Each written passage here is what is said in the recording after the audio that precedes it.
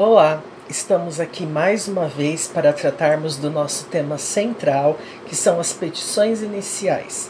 E antes de iniciarmos ou darmos continuidade à nossa temática central, eu quero convidar vocês a efetuarem a leitura do Código de Organização e Divisão Judiciária, que está inserido ao nosso SIGA logo abaixo deste vídeo e que certamente contribuirá para uma melhor formação e entendimento do direito junto ao exercício dos principais órgãos e suas funções que estão presentes dentro do COJ, que é o nosso Código de Organização Judiciária. Uma boa leitura a todos vocês. E assim, damos continuidade então ao nosso tema central, que são as petições iniciais.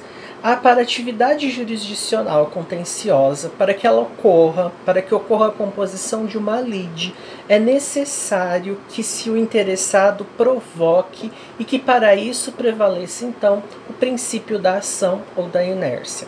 A petição inicial, ela é então um instrumento pelo qual o interessado invoca a atividade jurisdicional, fazendo surgir a figura do processo. Nela, o interessado formula sua pretensão, seu pedido, o que acaba por limitar a atividade jurisdicional, pois o juiz ele não pode interferir numa sentença de natureza diversa daquilo que foi pedido, bem como ele não pode condenar o réu em uma quantidade superior ou a um objeto diverso daquilo que foi demandado. Quanto aos requisitos da nossa petição inicial, nós vimos na aula passada, no artigo 319 do Código de Processo Civil, e um dos requisitos é a indicação do juízo a que é dirigida. Afinal, a petição inicial é dirigida ao Estado, em vez que a ele é formulada a tutela jurisdicional, o pedido.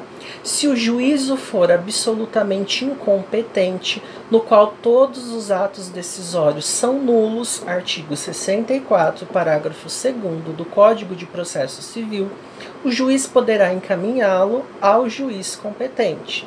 Mas se deixar de fazê-lo ao despachar a petição inicial, caberá ao réu suscitar a incompetência absoluta.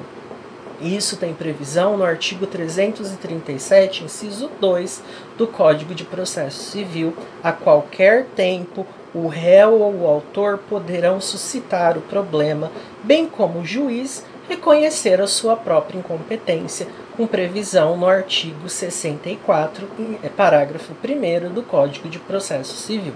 Se o juízo for relativamente incompetente, a petição só poderá ser encaminhada ao juízo competente após o acolhimento da exceção de incompetência oposta pelo réu, prevista no artigo 64 do Código de Processo Civil.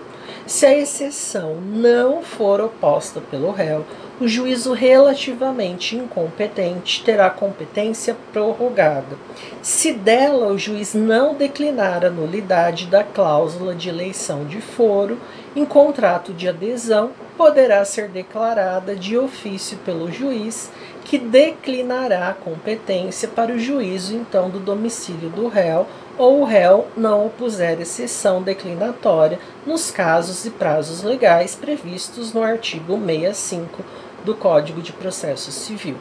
Um outro requisito da nossa petição inicial é a indicação dos nomes, prenomes, estado civil, existência de união estável, profissão, domicílio e a residência do autor e do réu. É necessário analisar a legitimidade do autor e do réu para serem as partes, bem como individualizar e distinguir as pessoas físicas e jurídicas das demais. O estado civil faz-se necessário para verificar a regularidade da petição inicial nos casos em que o autor precisa de outorga uxória. O endereço é imprescindível para determinar a competência territorial e a citação do nosso réu. O outro requisito é a indicação do fato e dos fundamentos jurídicos do pedido, que são as causas de pedir. Fato ou causa de pedir remota é todo direito ou interesse a ser tutelado, que surge em razão de um fato ou um conjunto de fatos. Por isso, eles são necessários para a petição inicial. Exemplo, o direito de rescindir um contrato de locação, fato gerador de direito, em razão do não pagamento de aluguéis, fato gerador da obrigação do réu. Fundamentos jurídicos é a causa de pedir próxima, que não é a indicação do dispositivo legal que protege o interesse do autor. O próximo requisito é a indicação do pedido com as suas especificidades ou especificações, pois ele também limita a atuação do poder jurisdicional. O pedido pode ser imediato, ou seja, é sempre certo e determinado. É o pedido de uma providência jurisdicional do Estado, que vai declarar uma sentença condenatória, declaratória, constitutiva, cautelar, executória, dentre outros. O pedido mediato ele pode ser genérico nas hipóteses previstas em lei. É um bem que o autor pretende conseguir com essa providência. O pedido alternativo, com previsão no artigo 325 do Código de Processo Civil, exemplo, peço anulação do casamento ou uma separação judicial. E temos o pedido cumulativo, previsto no artigo 397 do Código de Processo Civil. Desde os conexos, os pedidos podem ser cumulados. Porém, nem sempre o autor pode definir o seu pedido. Nas ações universais, o autor não pode definir o pedido porque é uma universalidade de bens, exemplo, uma petição de herança. Em algumas ações, não se pode definir o quantum. Exemplo, é a indenização de danos que estão sucedendo, que estão acontecendo. E o valor da causa? Toda causa deve ter um valor certo, ainda que não tenha conteúdo econômico, previsão no artigo 291 do Código de Processo Civil, pois tal valor presta a muitas finalidades, como base de cálculo para a taxa judiciária das custas, definir a competência do órgão jurisdicional, definir a competência dos juizados especiais, se for o caso, a base de multa imposta ao litigante de má-fé e a base para o limite de uma possível indenização. Os artigos 292 do Código de Processo Civil, junto ao artigo 319 do Código de Processo Penal, indicam a necessidade de externar o valor da causa e que este deve ser atribuído sob pena do juiz de ofício corrigir a petição inicial, determinando o recolhimento de valores ou até mesmo da diferença. A indicação de provas pelo autor também tem previsão no artigo 319, no inciso 6º do Código de Processo Civil.